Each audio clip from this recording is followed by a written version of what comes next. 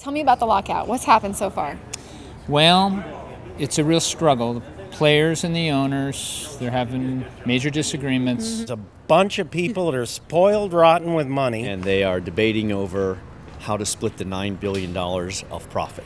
It's all about the Benjamins. Right. Yeah. They brought in federal mediators and a judge and all that stuff. So, As far as I understand, the lockout has ended. The players won the lawsuit. But the owners are still going to appeal that decision. Exactly. And then we're going to be right back where we started. Exactly. I think so. People that make like $20 million a year are fighting with people that have like hundreds of millions. So I don't know. Does this happen at your work, where you work? Well, not really. Do you know what they're fighting about?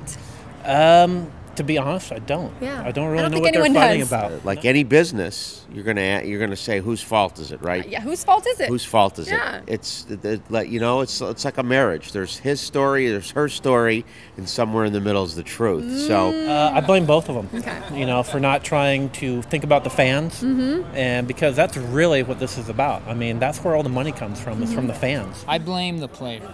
Why? Really? Why? Yeah, I think they're kind of spoiled.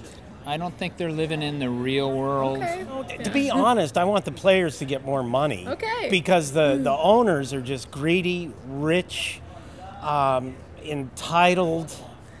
I don't have any empathy for them. The players are out there banging their heads. Okay. I side with the owners, Oh, okay. and I think that if these guys don't want to play for the salaries that they're offering, then they should bring in other players. You get guys coming out of college that haven't played it down in the NFL asking for tons and tons of money, and the owners are willing to pay for it, you know, the ones that can afford it.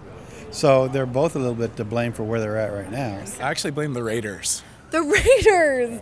Why? What's the connection there? Where are you going with that? Well, the Raiders, they're pretty much at fault for pretty much any negative thing that happens with the NFL. Are you angry? I am a little angry about I feel it, but that's okay. You should let it out. Okay, I'll go have another beer. Yeah, as I guess a fan, I'm a little bit upset. You know?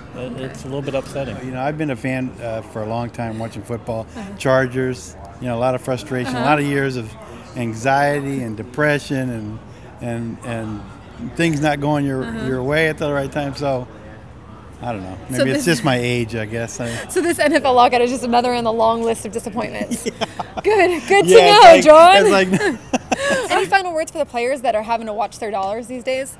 You go for deals online. Overstock.com is a good one. If they need replacement players, do you have any skills? Jeez, I don't think so. As a cheerleader, possibly. I think I could play tight end. Tight end, lucrative position. Good. You know, I don't have many skills at all. I could be the water boy like Luke. I'm pretty good at that. Can you Dougie? Because a lot of players can Dougie. Dougie? What's Dougie? Can I what? Can you Dougie? Don't think so. I don't like bending over. It's like a touchdown dance. Oh, no, I can't Dougie either. I can do this. What's that? That's a Cabbage Patch. That's a Cabbage Patch. That's about all I can do. I can do the Cabbage Patch. That's it, man. I can make a great cheerleader.